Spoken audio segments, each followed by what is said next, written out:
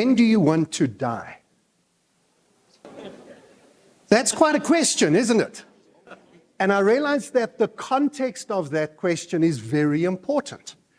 If you hear it behind you in a dark alley where you were expecting to be alone, yeah, problems. But when do you want to die is a question that I've asked hundreds of thousands of people in over 100 countries over the last 10 years, as I've helped them to try and think like a futurist. You see, I think this question helps to unlock a way of thinking about the future that is just a little bit different. But let me explain, because a futurist, what is that? That's what it says on my business card and on my website. I am a futurist. Hi, I'm Graeme. I'm a futurist.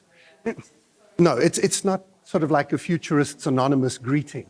It's not an issue that has to be dealt with. A futurist, I think, I'm a little bit nervous of the label. I wonder whether I should maybe use something else, because I think people have this picture of me having a caravan and a crystal ball and sitting somewhere in the CBD, and the CEOs come to me at lunchtime to have their fortunes told. Of course, nobody can predict the future, so that's not what I do. But I think that we can anticipate the future better. I think we've spent too many years, and there are too many examples over the last few years even, of us being too surprised by things that have happened in the world, surprised by things that maybe we should have been able to anticipate. So that's what a futurist does, and I think that we can all learn the tools and the skills that go with being a futurist. That's my idea worth spreading. I want to share just three with you, three which I think you'll find interesting. Future backwards scenarios. Then I want to talk about ridiculous ideas. That one sounds strange, I know. And then we'll talk about urgent optimism. So let's start with future backwards scenarios. You see, if I ask you, when do you want to die? The average age at which people die these days, it's called the longevity, and depending on where you live and which country you're in, it's somewhere in your mid-70s at the moment. That's dramatically longer than most human beings have lived. Throughout history, the average human being has only lived just over 50 years. So we are already living longer than our ancestors have. But if you're in your 20s right now, if you're one of the students at the university that's hosting us this evening, it's very likely, and the science is very clear about this, you could easily live beyond 100. And the expectation is that you could easily make 130, 140 years. Now, if I'm saying that to you, if I'm asking you to imagine what is your life going to be like if you live for 130 years, your brain immediately stops you thinking that thought. Your brain immediately tells you, problems, don't go there. Okay, that's too long. You're not going to have enough money. There's going to be too many people in the world. How am I ever going to be promoted if my boss never leaves? Or people my age, am I never going to get my inheritance? Sorry to my parents, who are all very happy and healthy, but are not going to get inheritance. You need to thank your brain for those numbers, because that's the part of your brain that keeps you alive. That's that ancient part of the brain that looks for threats and always tells you what could go wrong. Whoop, whoop, warning signs. But what a futurist does is says, thank you very much. Let's put those to the side. Let's jump into the future. Let's go to the future. Don't worry about how we get there. Relax about the consequences. And let's see what it looks and feels like there for a little bit. If it looks like a nice place to go, then we can reverse engineer our way back to current reality and figure out how to get there. That's called future backwards scenarios. So if you might live to 130, you've then got to think in the future. Well, if I'm already 130 and I look back, what's my life going to have been like? Is it going to be that I stretch my career longer? You need to work longer, more years. And then you tell that to the French people and they just riot. on the streets because nobody wants to do that. Or what we say is we stretch retirement longer. And the people who are currently doing that, like my parents, are discovering they haven't saved enough money. They weren't expecting to still be alive. And so now they're running out of money. And some of you might be thinking, yeah, I've seen old people. That doesn't look fun. Put that part of your brain away again. Because I'm not suggesting that you live older longer. That's the point of this future backwards scenario.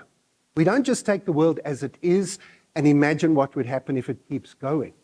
We imagine how it might change. I would like to live to 130. I think that would be spectacular. Don't laugh, I see you laughing there. Some of you are looking and saying, in that chassis, old man, good luck. Steady. I agree with you. I'm going to need help to get to 100. You can see that, you can see that. I'm not going to be able to do it with all original parts. You're seeing all original parts, 53-year model here. But I'm going to need help to get to 130 years. I'm going to need science. I'm going to need probably a change in lifestyle and healthcare. I've been told that drinking wine is good for your health, but then they tell me how much I'm supposed to drink, and it's this much. That's not enough. Anyway, maybe what we need from a future backwards scenario is to not just imagine the life we can see from the 2020s into the future, but look backwards and say, how could we do it differently?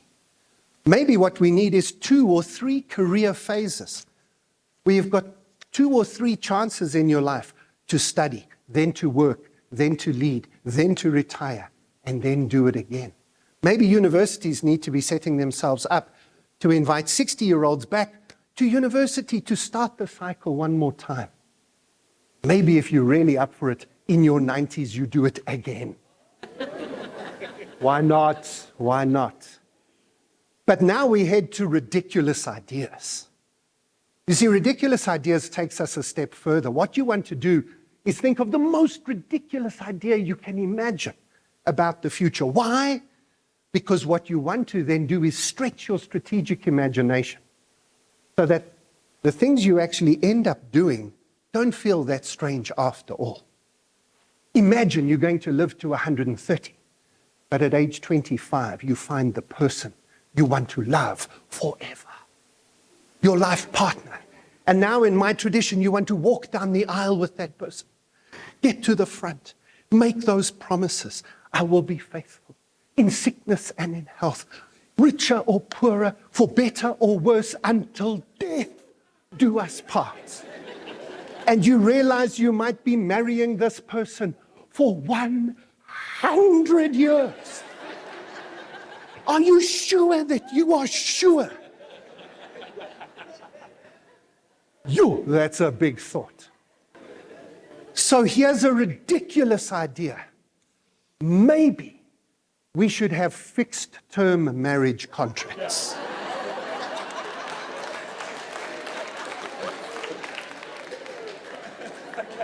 "10 years at a time."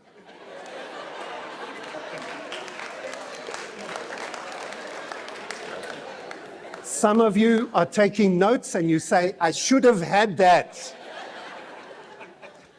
A ridiculous idea. I don't know where we'll end up. But now the third thing we need as futurists is urgent optimism.